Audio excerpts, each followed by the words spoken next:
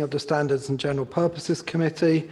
Item 1 is apologies for absence. We do have some apologies. Apologies have been received from Councillors Bakari and Williams. Councillors Gould and McLean are attending as substitutes. Welcome. What about Councillor Curtin? Apology too from Councillor Curtin. Councillor Curtin. Apologies, yes, from also Councillor Curtin with Councillor Henry attending as substitute. Welcome. Item 2 is declarations of pecuniary interest. Are there any? Okay. Item 3 is the minutes of the previous meeting. Are they agreed? That's very good. You're doing very well so far. Item 4 is the updated audit results report.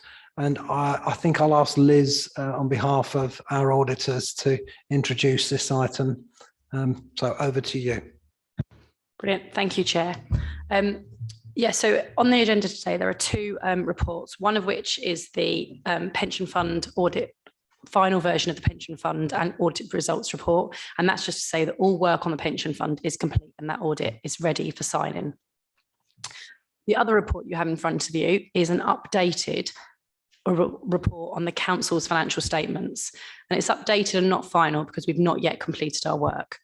So setting out for you in the covering report from officers, it just sets out that we did not meet, and everyone will be aware that we did not meet the deadline for the 30th of September. Under no kind of making it any better for Merton Council as yourselves, only 9% of audits were in local government were signed off by the 30th of September per the PSAA reporting. That doesn't make it acceptable, and there are many issues with the public sector audit market currently that are ongoing. The demands on audit pressures, the level of staffing that we have to actually get in additional resources at certain points of the time. There were 2 key issues that led to me not signing the opinion on the 30th of September, one of which was around the new ISA, which we talked about last time, around the pensions and around there being a black box gap for ISA 540, and that required us to do additional work. That work is complete and there were no issues arising for the council. There was a range which you could have a variance in, and that was 2% of your pension liability. Obviously, that's a huge figure, and therefore the variance that came back was then within that tolerance for me to be able to issue an audit opinion. However, one of the areas that is the property, plant and equipment, the property, plant and equipment valuation, and that work is ongoing. At the time of the last committee on the 21st of September, we were outstanding the report from my expert, EY Real Estates, and they're our in-house valuations team. That report was received in October, and it identified a number of queries and variances and assumptions that we didn't agree with. So your council's valuer had made certain assumptions in valuing the property, plant and equipment, and my expert as the valuer had different assumptions. So we've done a lot of work over the last 6 weeks or so to conclude that element of that work. And as part of that, we had to do a number of additional samples. Of that additional samples, that has then identified a further issue that is currently being looked at. We identified this last week from the additional work we were doing. And we've met with officers, both the valuers were on that call, and they are going to be both undertaking some work next week. But as I sit here today, I'm unable to issue an audit opinion to you because that work is in progress. And I believe it will likely to lead to a material difference in the financial statements that will need to be corrected before I can issue my audit opinion. So it's really to apologise. It's really to apologise for the delay in signing your audit opinion. I know you have got high standards and you desired the audit opinion by the 30th of September, just to say we are working on it, but with my name on it, I want to ensure that it is 100% correct and that there are no material misstatements in those accounts before I issue that audit opinion. Just to say there have been a couple of updates to the reports. These are in italics. It's probably just 2 things to draw to your attention. We've got one unadjusted error in the accounts in relation to the Section 106 grants, and that just totals 3.9 million. So as part of your approval of the letter of representation, that is in there as an appendix, just to say to you that the accounts contain this 3.9 million. I'm satisfied that I can sign an audit opinion with that error in the accounts because it is not material, but it's just to flag it to your attention. And the second one is that we've raised an internal control recommendation around ensuring that the council tax and NNDR debtors, that the systems that produce those figures are fully reconciled to the general ledger, because there were two differences in the figures that are in the accounts between the system and the general ledger. Both of them are of a small enough value for me not to worry about, but it's just they've grown from the prior year. And I wanted to just make sure that then that's fully reconciled for next year. And I'll take any questions or comments. Thank you. Could I start with a couple of questions? Firstly, when you were last with us, I understood that you were confident that we would meet the deadline. I have to say I am disappointed. We do have high standards in Merton. And I think officers have worked extremely hard to do their part of that work in good time and in good order. And I'd like to know what it was that kind of changed between your confidence at that stage and what transpired later. And the second question is in relation to the valuations. And that is, I think I heard you say that it was last week that your valuers produced a report.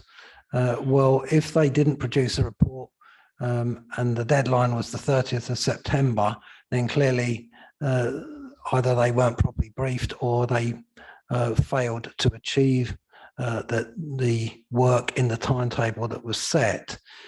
But I'd like to know when the figures, our valuation, was provided to yourselves and why it's taken so long for you to reach the conclusion that it's not possible to sign those off on the basis of your expert opinion.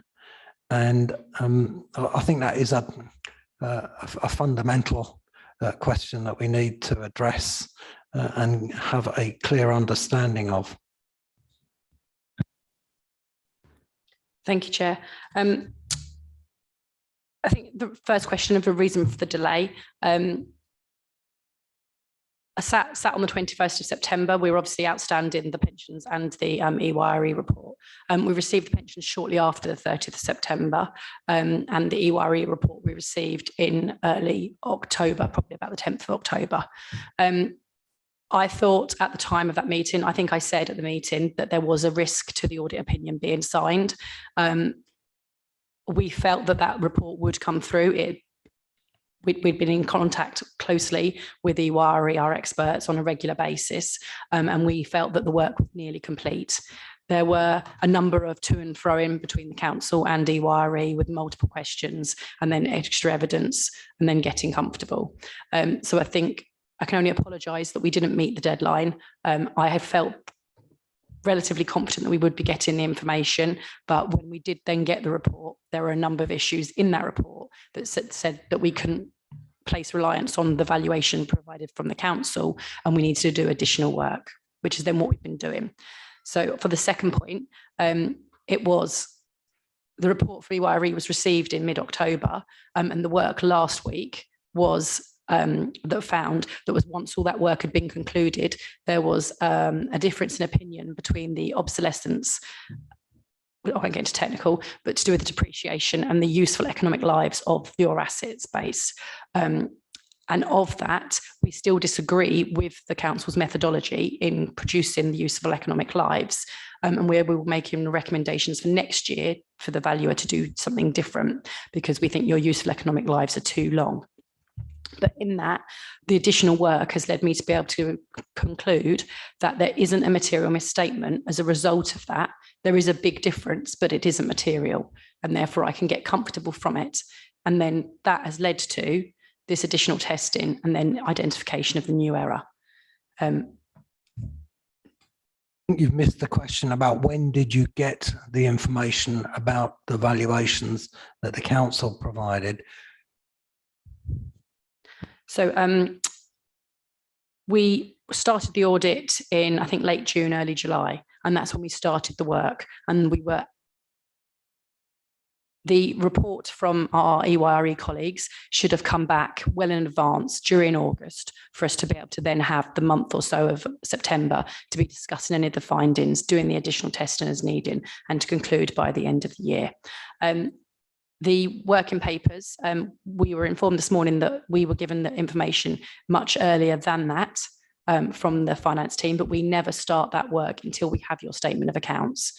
So we started the work in late June. All of the information was provided to our EYRE colleagues, and just due to staff shortages, pressures, the amount of audits that they have to do for local government, as well as some of our other corporate colleagues' own work that is undertaken in that time, there was just too much work for them to be doing.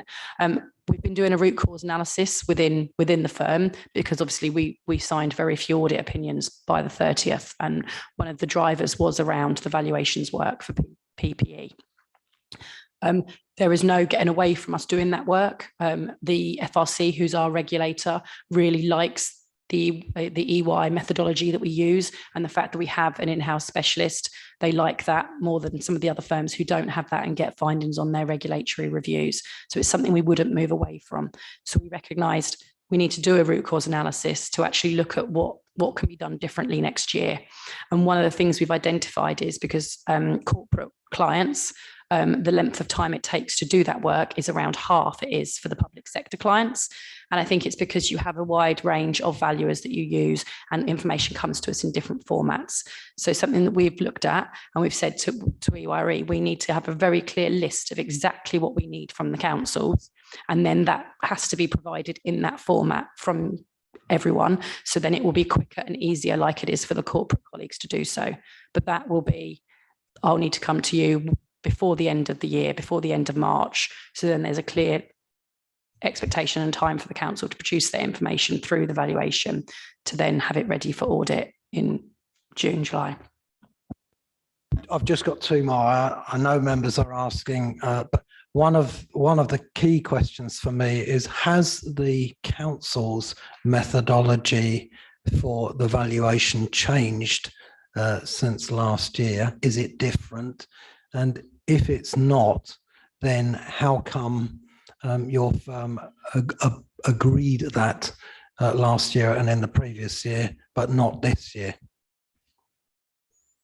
So for the specific issue that's now outstanding and that we're currently having to work on with your valuers and the finance team, that is an issue that has arisen has been in your accounts for the past couple of years. There was a change in methodology in 2017-18 that required, I won't go into it in detail, but required land to be valued for schools on a certain basis.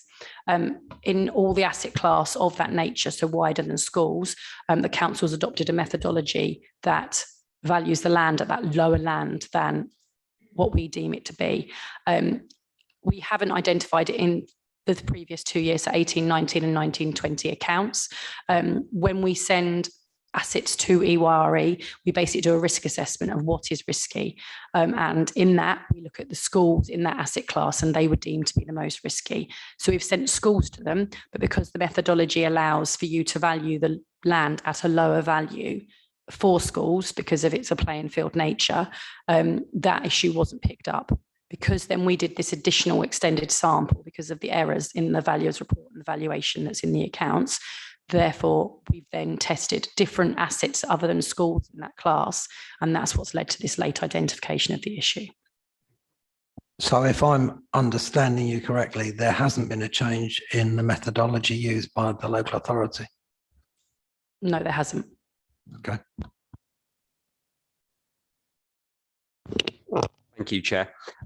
So given obviously the RCA root cause analysis, and given that ISA 540 was sort of introduced earlier in the year, shouldn't have the timetable taken that into consideration given the sort of regulation that was sort of industry wide around ISO 540? And the second question is around the valuation. Given that the assumption between your valuers and the council's valuers, there is a material difference which is causing signing issues. If that assumption, or if there is no middle ground, would you then have to go down a modification route on the council's accounts? Thank you. Through you, Chair. On the regulations timing, yes, we were aware that ISO 540 has increased the level of work we need to do around estimates, and obviously PPE is one of the key estimates in your accounts. We did start that work early. We did submit all the information to our EYRE colleagues in late June, early July. That work was supposed to be concluded earlier and just hasn't been. We fully accept that, and I apologise for that. On the second point, the difference in the valuers and just the kind of the experts and how they have different methodologies, assumptions, and they can have the same methodology, which has happened. They've read the same RICS guidance, which is the guidance which valuers are qualified in and what they have to value by. They have read the same guidance and interpreted it slightly differently. That does happen.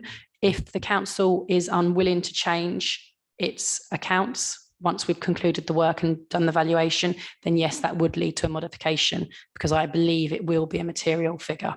If it's not material, then no, I can issue an unqualified opinion. I don't think we'll get to that position between us and the council.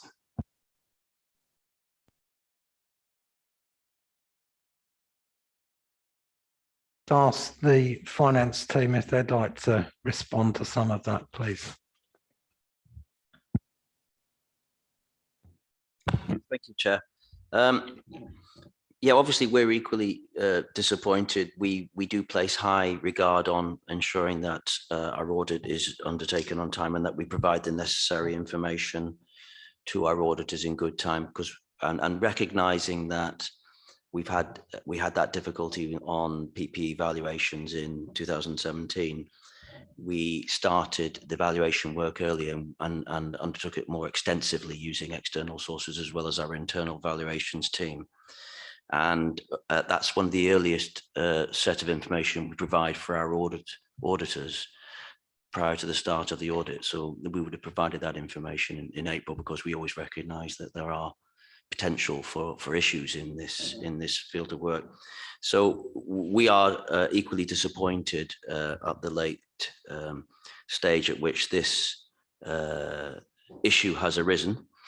I suppose in one sense we are where we are despite our disappointment, and we're just trying to positively now engage with the work and the valuations team are currently looking at the requirements that came through from the EYRE division, and we'll be revising and looking at the evaluation work that they have done to see what the nature of the gap will be, with a view to moving forward as swiftly as possible. EY have assured me that once that work is done by our valuations team, that they will give it their fullest attention.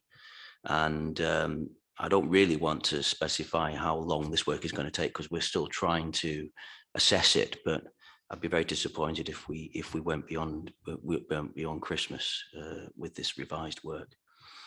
The valuation of our assets in the accounts, I understand and I recognise it's important to get the number right, but it doesn't impact on necessarily on council decisions in terms of what we do with these assets.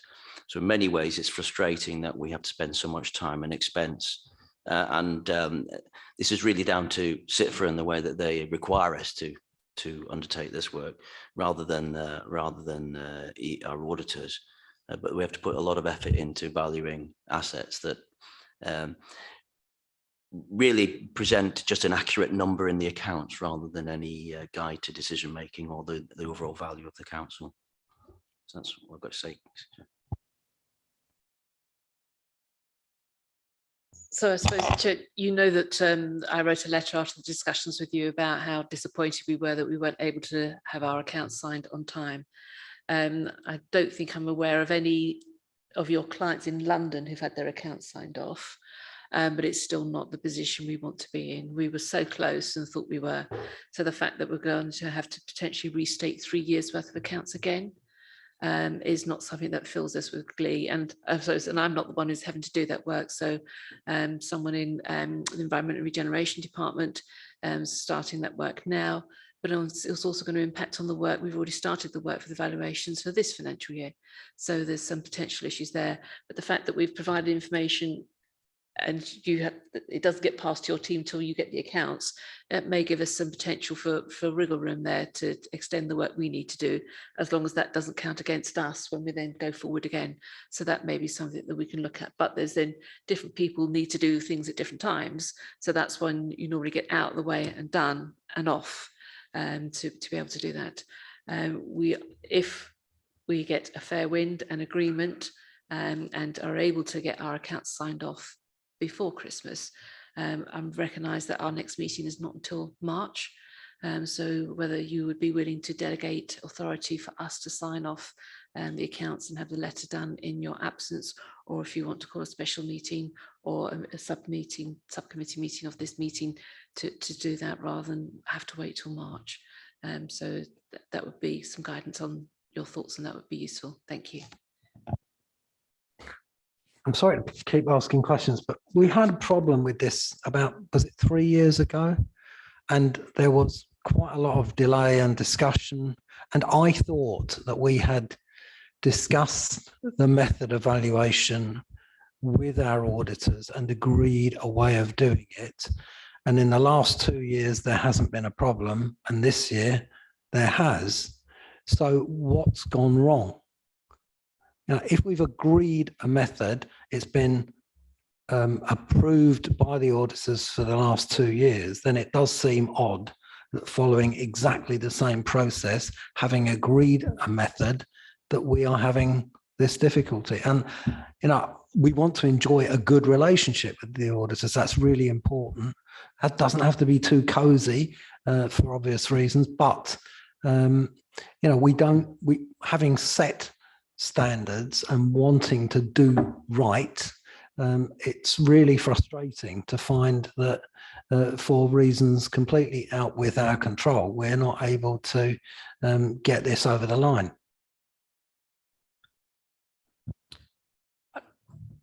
Obviously, I wasn't part of the audit team, but back in 2017, I believe it must have been a miscommunication in the fact that the methodology it relates to schools and the land are attached to schools. Potentially then some leisure centres have playing fields and things too, so that it can be there. We never meant it for it to be the whole of that asset base of that nature, of the way those assets are valued. I don't know, the people who are part of the audit aren't around to ask the detail of. I think it's now just about moving forward and rectifying it for the future, and for working closely with you for ongoing information with the valuer before they get too much detailed into the 21-22 valuations, to then ensure that anything that we've got concerns around arising from this work, whether it's led to a material misstatement or whether it's just recommendations and different ways of doing things, that we needed to have a sit down with them. And we agreed that yesterday, that our valuer and the council's valuer would sit down and just go through all of that next week. So there was a really clear track, so we didn't have miscommunication in the future. Will that involve a written protocol agreed by both sides and adhered to by both sides in the future to avoid this kind of problem recurring? I think that's very sensible. I will ensure that any recommendations we're making or any changes or any assumptions that we've disagreed with for the valuer, that actually we have a clear written record of that. I will take that action and ensure that's done for next week. Okay. And then the final question is what I'm hearing, if I'm understanding you correctly, is that there is a huge amount of work that's required to be done within a particular time. So doesn't it make sense that you review this kind of policy that you're not going to look at anything until you get the accounts, because if it doesn't really make a difference to, you know, the decisions that we make on the finances of the council, then wouldn't it be more sensible to undertake that work at a time when there isn't the same pressure on your colleagues and on your own department, and actually get that out of the way when it's provided, rather than tell us at the last minute that there's a problem? I will definitely take that back to see whether it's something that we can pick a sample for early. We can do early testing in a certain number of areas. We haven't traditionally done it in this area, but that's a good challenge, and I will take it away. Thank you. Dickie. Thank you, Chair. The Chair has already expressed some of my concerns, but just in very simple terms, I want to understand, has the council overvalued or undervalued? And are you sort of allowed to say what kind of figures that is, or do we not know that yet? And supplementary to that, and separately, staff shortages at EY was the excuse in 2018, in 17-18.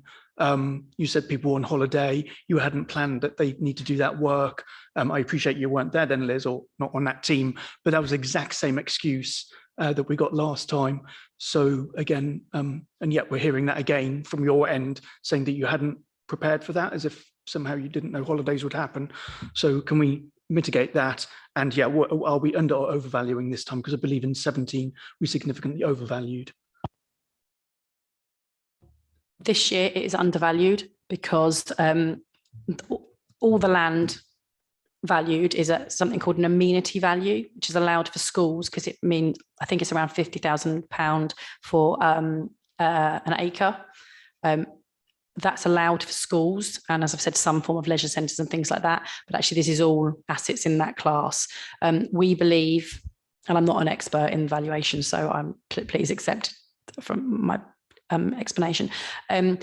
We believe that where you're doing that valuation, you would have some form of land around the building, whereas the council's adopted that the kind of the higher valuation assumptions methodology are for the building and the building's base.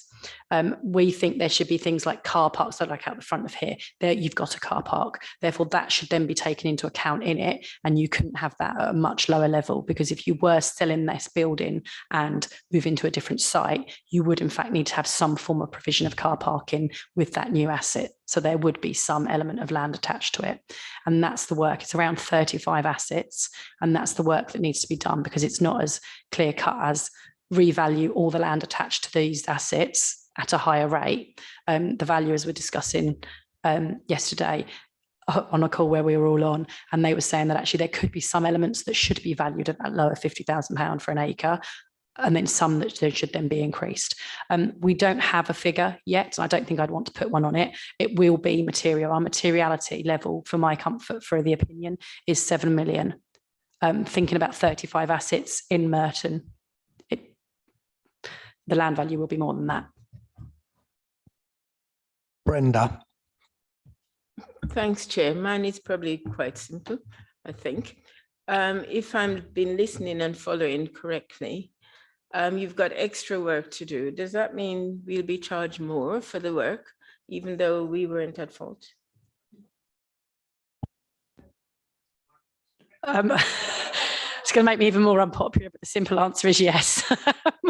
There will be extra work, because obviously we've done extra work on the valuations. Part of that is that we've obviously gone backwards and forwards with your valuer on, it's not as been as straightforward as you've submitted all the information.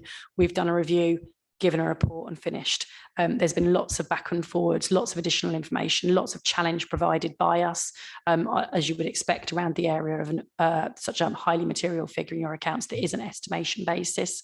So we've had lots and lots of challenge backwards and forwards, lots of additional questions for finance and the valuers as themselves. And that obviously all is longer audit time. I don't have a figure for that yet, and it will obviously have to be discussed and agreed with finance before I bring it to the committee. Well, that's something to look forward to. Adam. Thank you, Chair. In terms of materiality, Liz, are we talking about materiality, or is it higher than performance materiality? And just two more questions whilst I've got the mic.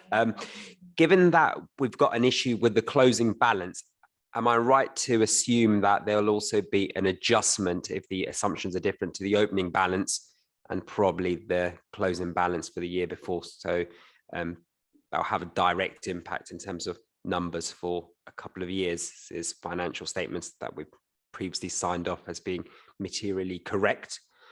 And thirdly is around this control deficiency that your firm identified. Do we have a numerical number around that? Thank you.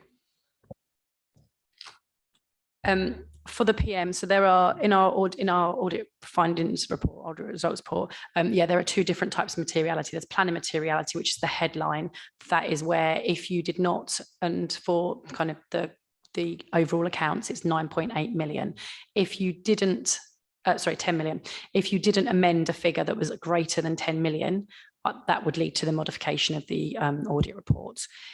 The performance materiality is the level at which we test everything under, everything over at. And the difference between those is to give me a buffer that then there is some wriggle room, I suppose, that if you don't want to make amendments for everything, I've got a basis at which I can get comfortable up to that. And that's 7.5 million. If there is an £8 million difference, say, that this leads to, I would need to consult internally with my professional practice team to say, are they happy for me to sign an audit opinion that has an £8 million unadjusted statement, that it isn't above my planning materiality, so it doesn't lead automatically to a qualification. But I would need to consult with our professional practice team who kind of bring in all the legal aspect and what I was signing to say they were comfortable that EY's reputation couldn't be damaged by signing an opinion with that £8 million error in. So it's kind of taken it, anything over 7.5 million is taken out of my hands and needs to be kind of people higher up the chain and in our professional practice team. On the adjustment, I'm afraid, yes, if it is material, if it's over the 10 million, it does need to be opening, as Caroline said earlier, it'll be 3 years accounts because you have to do a prior period adjustment, and that obviously leads back to the opening balance sheet. The control difference, are you talking about the council tax debtors one? Yes. The figures are, the council tax difference is 0.9 million and the NNDR difference is 1.4 million. So I'm comfortable that I'm satisfied that that is the maximum difference in the accounts in 2021. Therefore, it couldn't lead to material misstatement. And because it's a reconciling difference, it would take, I recognise that it would take quite a lot of work to actually fully reconcile those two systems. And therefore, the cost benefit of the finance team trying to do that before I issue an audit opinion would be outweighed by having those errors in your accounts. And it'd be better to do that before the 21-22 year. Adam's got a supplementary on that. No, sorry. In terms of the restatement, so if the accounts were to be restated, surely last year's accounts that were signed off by Suresh that was material, well, free from material misstatements now aren't free from material misstatements. So the integrity of those financial statements could be called into account. Yes, because they would have had a material misstatement in. Ben. Thank you, Chair. Just I might have missed it in what's already been discussed. It might take EY and our finance team to maybe answer on both sides of it, but it seems that we have had issues with the property valuation for a while. And then it seems that we've accounted for that in the timetables in the previous years, but not this one. Is there a framework that isn't being adhered to? Does everyone work off different frameworks in terms of valuation? I'm wondering if, what measures are being taken to reduce the amount of work and differences of opinion in these valuations every time you do these, or is it changing? Is my question. I'm happy to take that. Thank you, Chair. I think the nature of anything that's got estimation or judgment that's in your accounts, and they're always the areas that we focus on majority of the audit work goes on those areas. There will always be differences of opinion. For valuations, you have to be RICS qualified to be able to undertake it, and that's kind of, you follow the RICS methodology in doing so, and the kind of openly wide indicators and indices and kind of assumptions that they use. However, obviously with judgments and estimates, everyone will always produce something slightly different. And then it's about getting comfortable within ranges of then valuations that I can live with, of differences that means that your accounts are materially fairly stated, even with those differences. And one of that is, I said earlier about the depreciation and the useful economic lives of assets. I think you've got around 100 years for your assets. We think it should be nearer 60. So that's obviously a difference in an assumption that two people have used RICS. They've used the same kind of guidance and methodology. It's just we've interpreted it differently. I'd be a very brave person to go against my valuation expert. I probably could end up in my termination from EY if I so did so. Obviously, the council is very, feels the same way about their valuer and their methodology. It is one of those areas that it just is a difference of opinion. And sadly, it always arises on judgment areas. We've had a number of them in the accounts this year. We have a number of them at every organisation where you have judgments and assumptions that are used in producing the accounts. Caroline. Thank you. I was supposed to give some assurance, but in some ways it doesn't mean that much at the moment. To Councillor Butler, we put a lot of effort after finding this issue in 2017. And we held regular meetings with staff within the Environment and Regeneration Department who do the valuations to work through what the issues were, how we could improve going forward. And we thought we had cracked it. Because the additional costs in 2017 audit came down with the amount of work that then went to the EYRE team. We thought we were getting better. And indeed, some of the feedback that we got was that our working papers and approach was better. But clearly, it just appears to have been just the school's assets that were sent over. So a bigger sample going over, which included non-school assets, has caused this issue again. So we will be starting this process again with staff within Chris's department to then see how can we make sure, and I think sort of the written protocol to make sure on each type of asset, because that's what we thought previously we had done, gone through each different type of asset and sat down and looked at each of the sheets that were given to the staff to then do the valuation, and we checked back to do a sense check. We will need to start doing that again to make sure that we understand before we then hand it back to Liz and her team, before she then hands it on to other people as well. So to try and give you some assurance that we will take this, we did take it seriously, and we will take it seriously again going forward. Okay, 2 points.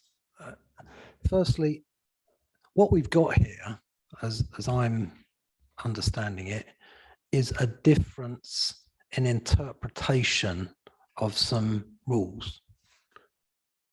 Surely there must be a mechanism by which we can, in an open and transparent way, say that we've both employed experts, they've arrived at different conclusions, and we are being open and transparent and saying this is the area that remains outstanding, and that we are going to put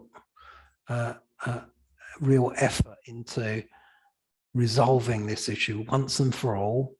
And isn't there a mechanism that we could actually say in that manner in our accounts that this is the situation, and get it done and over with?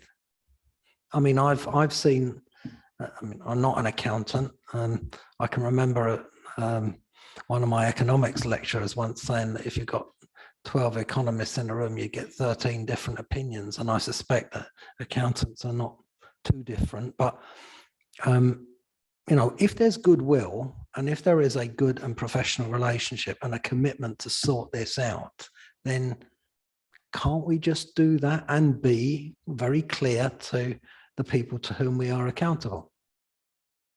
It's sometimes, I regard it as sort of accounting sorcery.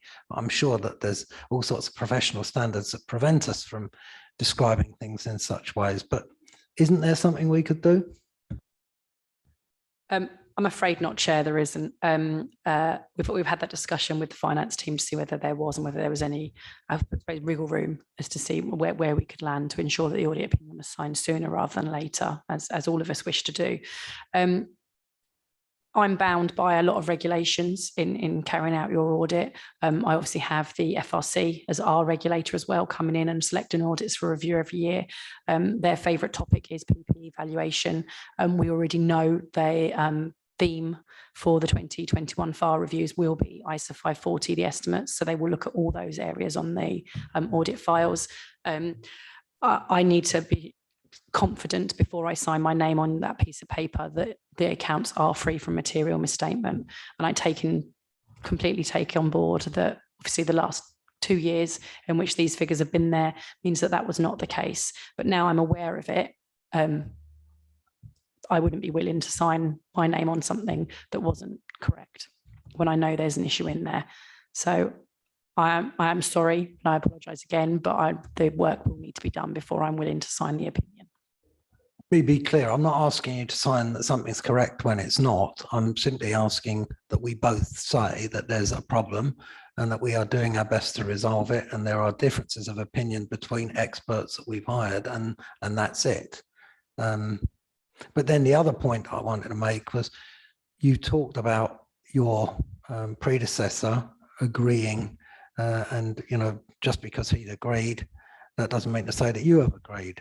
So what assurance can we have that if you agree to a protocol, we having spent time resolving this issue, that in 2 years' time there might be somebody else sitting where you are saying, Liz got it all wrong, and and I can't possibly be bound by something that EY have already agreed.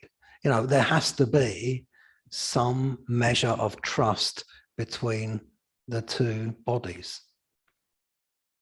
I'm not saying that we didn't know about this issue, which I don't know if that's better or worse, in the last 2 years. So we do assets on a sample basis. We obviously don't test every asset that you own. We wouldn't be here at Christmas. We'd still be here at March.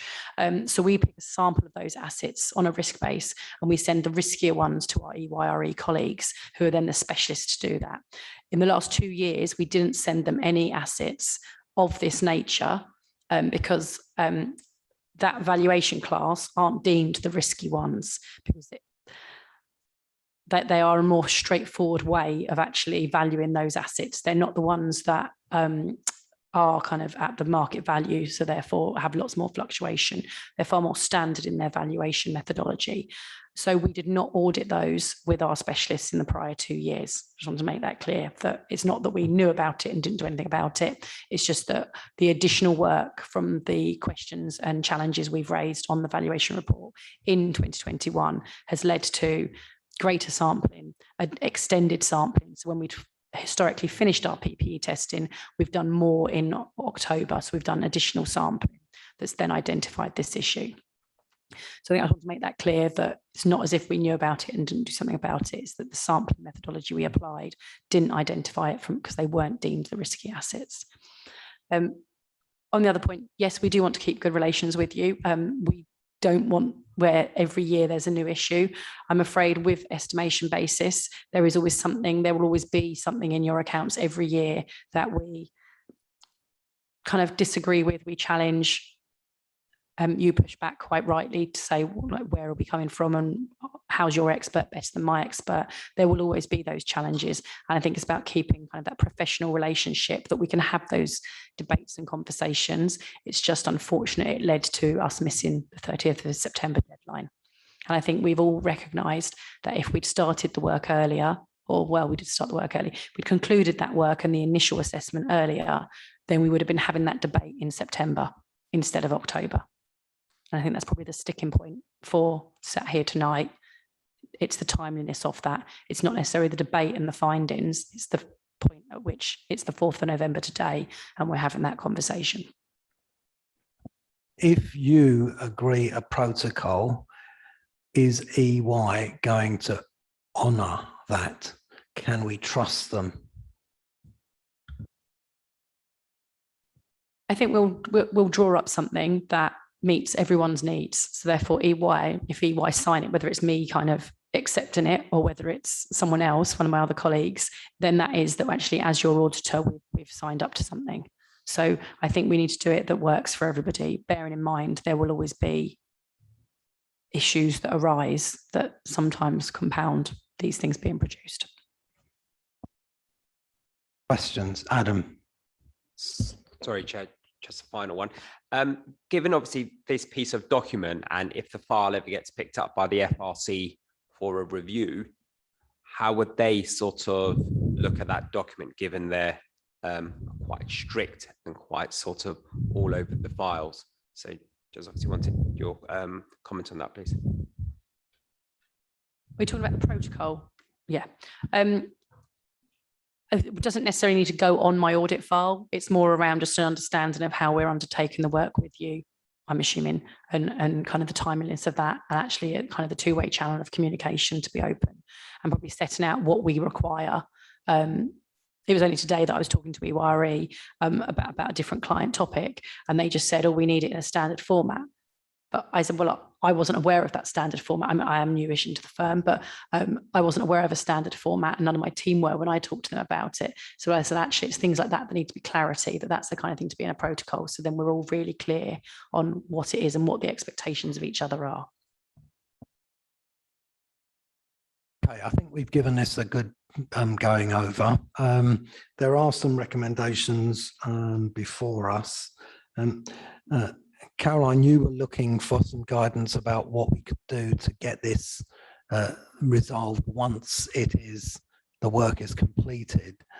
Is the committee willing to allow us to get the work done and for these papers to be signed before we meet again? Caroline?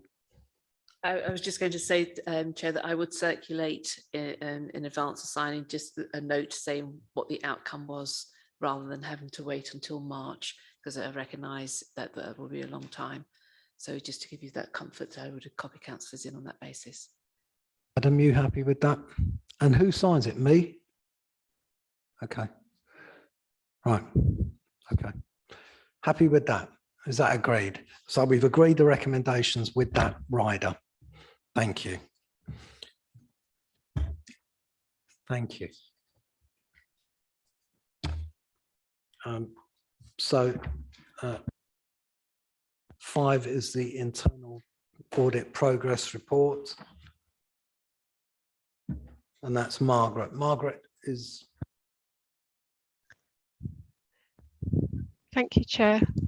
She's behind. It's like the pantomime. Over to you. Welcome. Thank you, Chair. This report is a progress report of the internal audit plan that was agreed in March of this year. We've made good progress with our audits, and we've completed 20 reviews. So we're sort of halfway through the completion and a good way on the drafts and audits in progress. Since April, we had 3 limited assurance reports, which I actually presented to this committee in July. So this report, I've actually given you an update on the progress of the priority 1 actions, which we do report to this committee. At the time of writing this report and preparing it, we still had 7 audit actions prior to this year's audits, which I previously reported to this committee on building control, no recourse to public funds, and PCI compliance. You'll note on the report that some of these have had we've had an update on the progress of the actions, but some of them have asked for extensions on the implementation date. I think in particular on building control, where they've asked for an extension due to staff shortages in the team. The PCI compliance is making good progress, and we expect to get that one signed off shortly, and the no recourse to public funds. We do go to DMTs to discuss the audit actions, and we do make sure that we keep get update on progress, and we do remind managers to keep us informed of progress. The audits for this year, there's 6 priority 1 actions, and they're still outstanding, but I've provided an update in this report. Some of the actions, in particular the CM 2000 dates, have only just hit on 2 of them, so we haven't actually been provided with an update on that action because it only just was due at the end of October, and the others were due in December. So we will be going to the DMT to find out what was happening on those. My report has also given you an update on the 4 partnership work, and I was just going to point out on page 110 on the housing applications, we the council, we do a match on the NFI, National Fraud Initiative, and it's highlighted that at Merton the housing waiting list, it needs to the data on that has got a lot of old data, so it's actually highlighted some cases that should have come off. So it's a sort of a data cleansing exercise I think will be needed on those to stop that happening going forward. So it's where people have applied several years ago and no longer should be on the list. Thank you. If anyone's got any questions, I'm happy to answer them. Are there any questions? Adam. Thank you, Chair. Margaret, thank you for the report. Just to clarify, so the recommendation that we saw in the September meeting around the building control issue hasn't been resolved until we get an appropriate officer. Is that correct? Margaret? Sorry, I was just checking the my understanding is that yes, until they recruit to the team leader post, they're having trouble completing some of the actions that we've put in place. I think the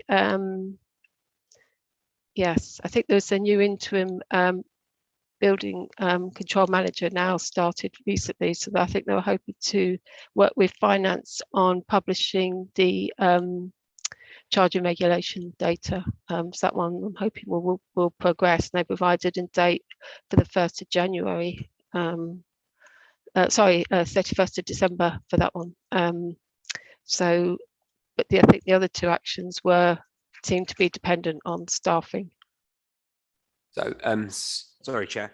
So if I'm correct, I believe in September the issue was there were fees, or there was an issue around completeness with building control fees, because the document here is talking about the building control surveyor should not be the same officer involved in agreeing the invoices. Is that still the same issue?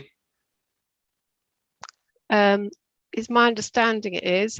We did get a comment back that they have partly implemented the issue with the outstanding fees, and they have recovered those. That was a response to the last action on this report. So there's a reference there to the outstanding fees. So they did make some progress on that, but we haven't fully had the action implemented. So I will need to go back and get another update on progress on that one, and I will need to report back to committee on progress next time if it's still outstanding.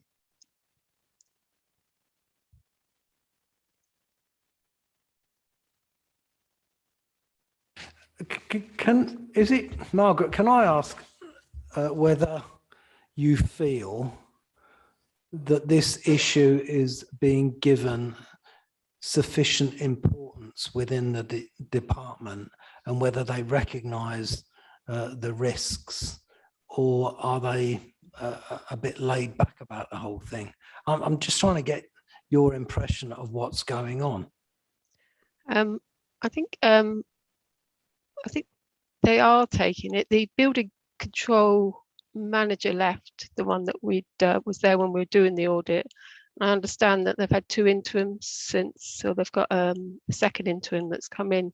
So I could see that there has been some gaps or some changes in the manager. But I've had a meeting with the new interim building control manager, and she seems to be very keen to get this resolved. So I'm hopeful that it was just because of these staff changes that it's delayed getting these implemented. Have you spoken to the person managing these staff and impressed upon them the importance of getting this resolved? He gets he's had an email of the actions, but I haven't had a separate meeting with the you mean the assistant director. I haven't met with James McGinley, but that may be the next stage. Well, could I suggest that on behalf of this committee, you arrange a meeting and explain to the assistant director that we would like to see more progress? Because in my organisation, if there's something like this going on and there is a staffing issue, we don't just leave it, we actually move it up the line, and the person responsible gets it, takes responsibility and gets it sorted out. And okay. I would have thought that's standard practice. Perhaps we do things differently in the voluntary sector. Thank you, Chair. I'll do that. Okay. Is the committee happy with that message? Okay. Any other questions to Margaret?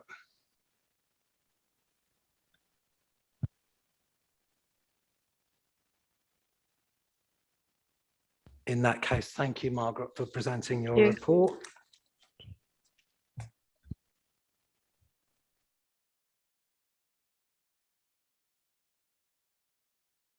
And 6 is the review of arrangements for in-person council and committee meetings. And that's going to be Louise. Thank you. Good evening, Chair. You may recall that when we agreed some new arrangements for holding council and committee meetings at the beginning of this municipal year, you asked that we review those arrangements after 6 months. So this report seeks to do just that.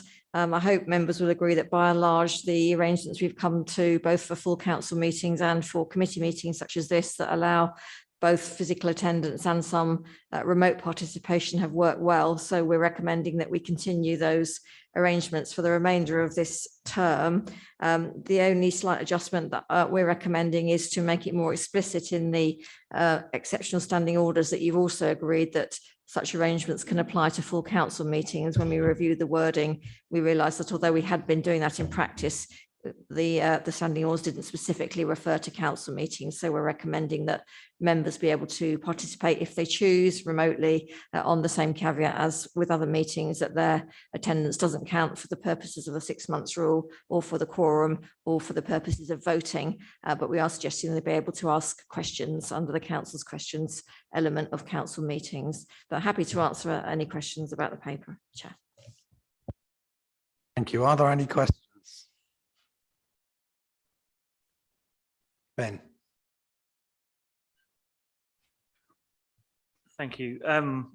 Yeah, I'm fine with agreeing to these being extended for another 6 months as they are. But my question, and I think I know what the answer is, and I might want to make a follow-up comment about it, is that the rules around not being able to vote if you're not in person are a government legislative issue. Is that right? That's right. Yes, it's the legal interpretation of the current legislation by the courts, which say that you have to be at a meeting to be at a meeting, and physically. Then, if you're not at the meeting physically, you're not here for all intents and purposes from a legal perspective, so you can't vote.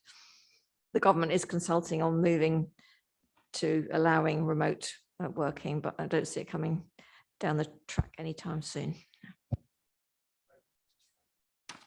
I think I made the same comment last time of, well, I made a comment last time in terms of COVID rules and it being sensible in a way to protect our colleagues and to provide continuity in event of a kind of localized outbreak, that, you know, this allowing voting attendance in person to be counted should be rules. I'm hoping that those government rules move more quickly, but without a pandemic, I think it would just be good sense as well for increasing the accessibility of being a counsellor to people, those with disabilities, those with family commitments and other commitments.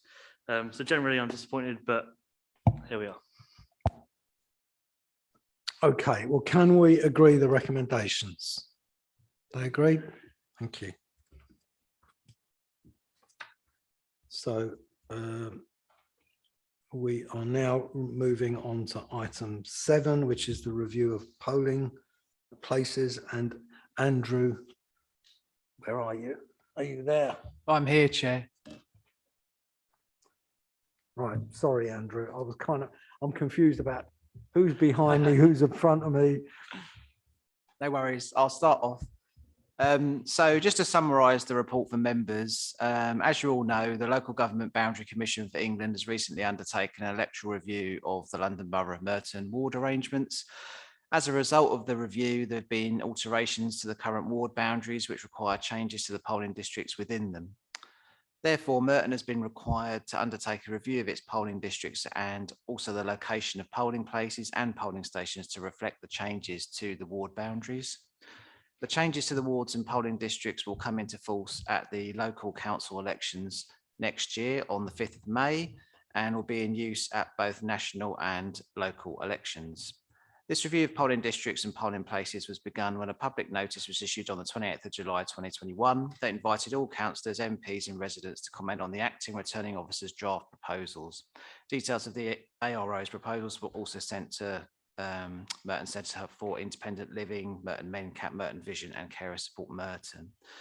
Persons or bodies making representations were asked to suggest alternative options if they did not concur with the draft proposals. So the consultation closed on Monday the 13th of September 2021 and details of any representations received are included in the ARO submission and are also available on request from the Electoral Services Office. The outcome of the review is being reported to this committee for decision to enable the Electoral Registration Officer to make the necessary alterations to the Register of Electors in good time to prepare for next year's elections. And at this point, I'd just like to draw your attention to an error in the report circulated in paragraph 2.2, where it states that the review is being reported to full council after SGP committee for decision. The report was amended before publication to reflect the fact that the council has delegated this discharge of functions relating to elections to this committee. But in making this amendment, the reference to council in one paragraph 2.2 was missed, so apologies for that. So therefore, the recommendation is that the Standards and General Purposes Committee agrees the designation of polling districts and polling places set out in the IRO submission.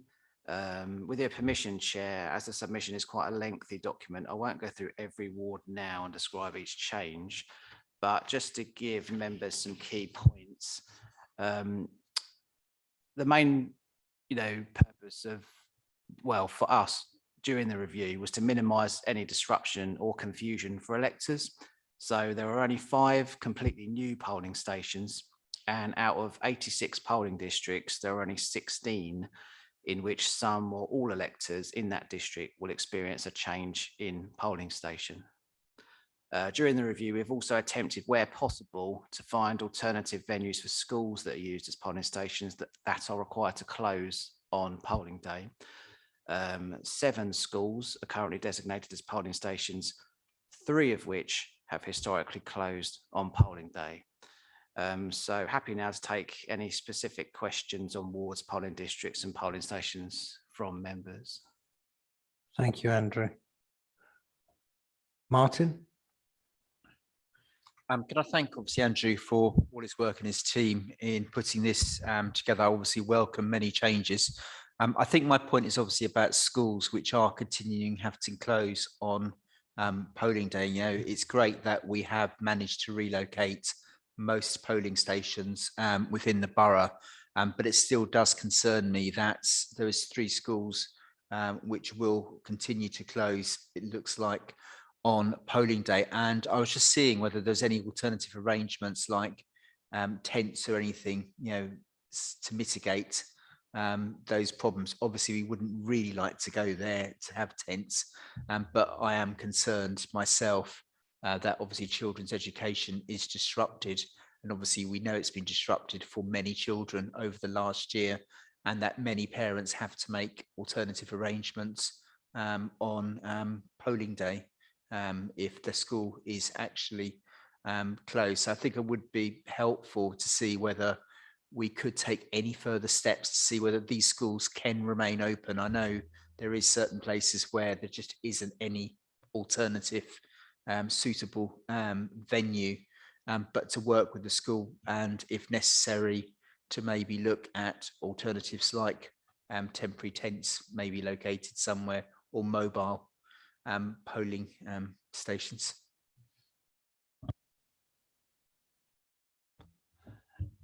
Thank you, Councillor Welton. Yes, I mean, we're definitely, for those ones where they are remain, they have historically closed and it's looking like they may close next year. We have, in the report, we've tried to explain why we're still using those schools as polling stations, and it's just because it is very difficult in that area to actually find an alternative, and where we have even identified an alternative, we either can't use the venue or the room we have isn't big enough for the amount of electors. We definitely will contact those three schools and go and visit them as well to see if there is any way that they could stay open on polling day like the other schools that we use, because if they have a nursery or something like that, sometimes they can close the nursery or they can close off some of the school to enable us to use it. But we take your suggestion on board with the marquees and stuff like that. So I think that for the moment it's probably sensible if we still designate those venues as the polling place, but we may be able to look, we may be able to put a marquee up or something like that in the car park or near the school, if there isn't anything we can do. But what we're hopeful that, perhaps something can be done, with regarding to inset days or something like that, with the schools that are remaining closed, or if we can have some kind of arrangement with them to stay open. But with those three in particular, Beach Home, we identified the North East Mitcham Community Centre, but we can only use their small hall, which would be too small for the amount of electors that are going there. For Bond Primary School, we identified Mitcham Library, but again, the room that we could use there, because they let out rooms at the library, they hire them to people or organisations, certain rooms, and the room we can use again was too small for the amount of electors going there. And Sacred Heart, the issue with that one is that the polling district is quite difficult to redraw. We did find an alternative in the 22nd Scout Group Hall, which would work as a polling station. But the problem was that with redrawing the polling station, because there's a railway line that goes halfway down that ward, when you're redrawing, it is very difficult to, have a polling station in that ward and the other polling stations in the ward, what isn't going to be illogical, and using, forcing electors to cross the railway line basically to reach that station. So we do feel like we've made every effort. Okay, well, I mean, it sounds to me like you'll continue those efforts in response to Martin's question. So Brenda, you've got a question. Thank you, Chair, and thank you very much for this paper. But I'm from Longthornton Ward, and I wasn't very happy with Stanford School. Oh, sorry. I wasn't very happy with Stanford School because it says here that it will be in the school hall. The school hall is in the middle of the school. So there are lots of places going from one room to the other. Why can it not be the temporary building at the side? Sorry, Councillor Fraser, that is actually a typo. It is in the temporary building outside, and it has actually been for a few years. So I'm not really sure why it says in school hall there. I think it's been, yeah, copied from a previous report and I haven't noticed. But yeah, no, it hasn't been in there since about 2019 or something like that. We do put it in the temporary building and that's closed off from the rest of the call. So yeah, apologies for that. Good spot, Brenda. Are there any other questions?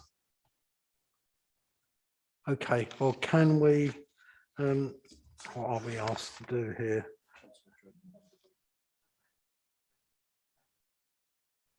Sorry.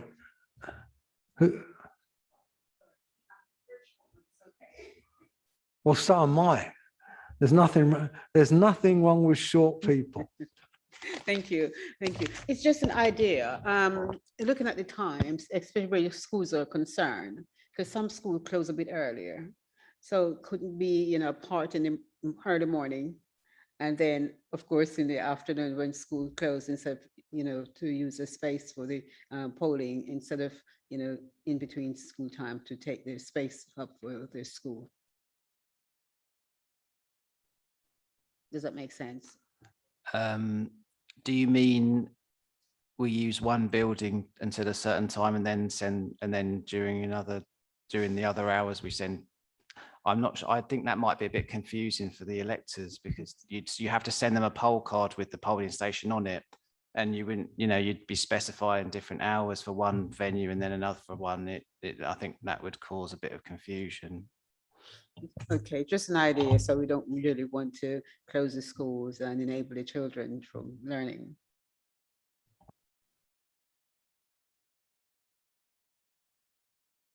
Very quickly, the room that you were offered in Mitcham Library, is that the new amenity room downstairs?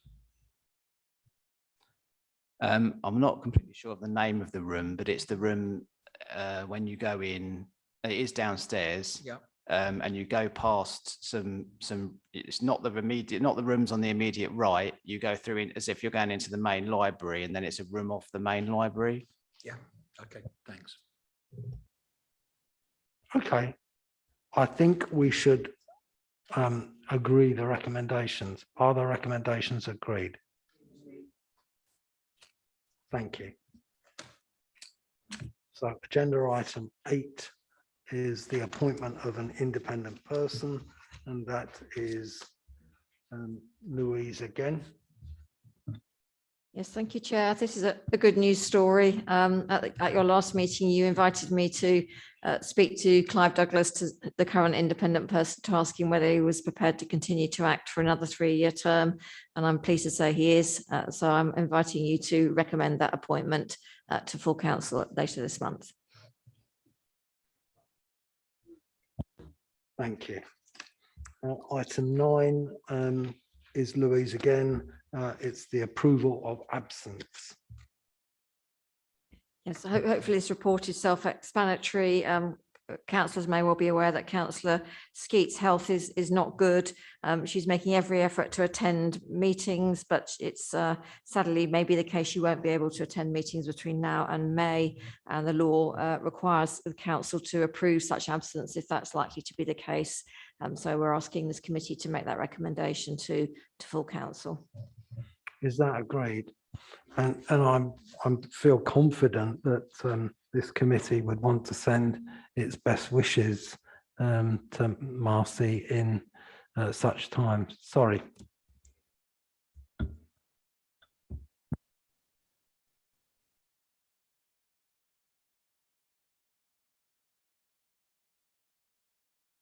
Going to set a precedent or not for all councillors? I've obviously, understand the circumstances, but I just, as a question, general question. Well, as somebody who's been here for 35 years, I've never encountered a discussion of this nature in all that time. And so I think it would be very rare. And I don't think we're likely to be agreeing it if somebody's got a cold. So I think we should be. I think most councillors are very aware of their responsibilities to their constituents and want to fulfil them. And you know, this is an exception, and I've not come across it before. Thank you. Thanks very much. That's agreed then. Thank you. And it also agreed to send our best wishes on behalf of the Standards and General Purpose Committee. Good, thank you. So item 9, item 10 is annual gifts and hospitality report, and that's Louise. Again, we're getting productivity is going up here before our very eyes. Cheap at half the price.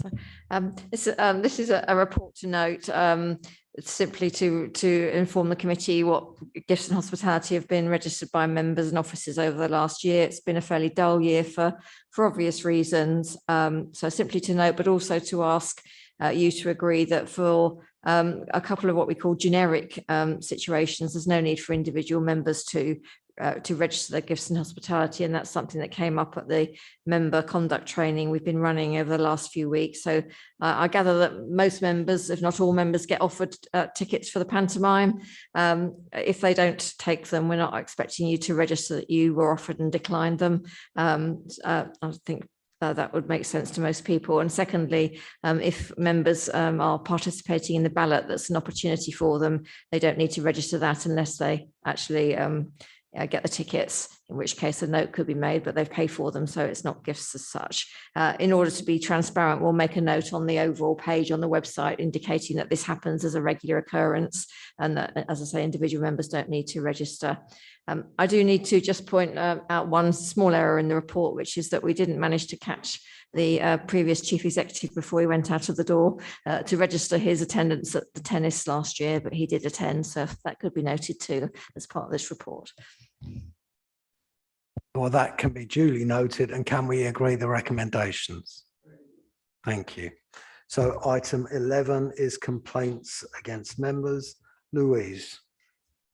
I've had no complaints that have been referred for investigation since we last spoke, Chair. Note that. And then item 12 is the work programme as published on pages 165 to 166. Is that noted? Thank you.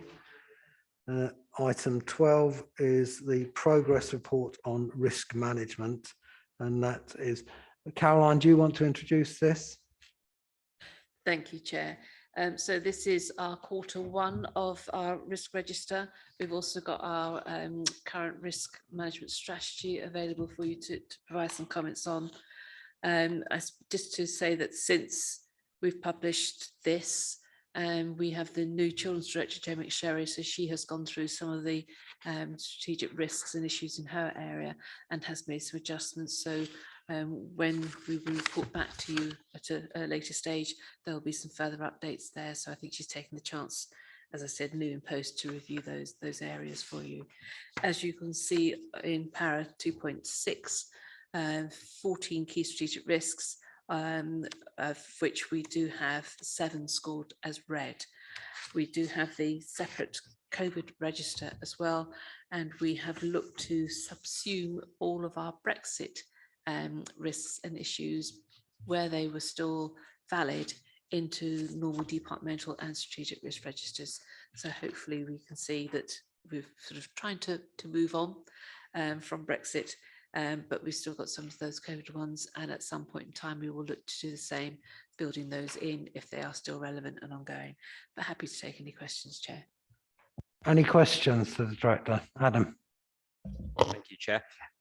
In terms of the risk register, so how often do you sort of update it, and at what sort of, so is the culture within the entire organization where if someone identifies something, it sort of gets implemented onto the risk register, or there are processes put in place to capture everything? And the second comment is, do the auditors comment on it or look at the risk register? So certainly we review our risk registers on a quarterly basis, and certainly at least all DMTs review them, and then I chair the Corporate Risk Management Board, on which Margaret Cullerton sits. and also our main insurance lead sits on that as well. There's then quarterly reports back to CMT. And so that's why sort of we try and make sure that we do have some training from Zurich Municipal, who is our sort of main insurance provider. Will give sort of some views around sort of how we should be approaching strategic risks and issues, and at what level departmental. So we can have divisional risks, departmental risks, and then strategic risks. So how we balance those and move some down and some up as well.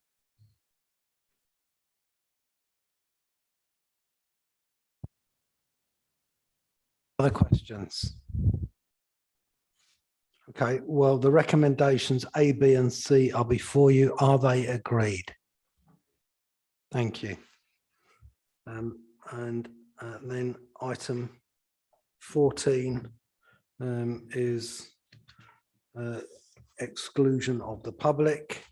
There aren't any public here, are there? But do we have to switch the camera off? Oh, so the appendix relates to the risk, right? So we don't need to do that. So we haven't had to go into that, which means that we have reached the end of our agenda. I'd like to thank you all for your attendance, your participation, your questions. I'd like to thank the officers for answering the questions and dealing with our queries.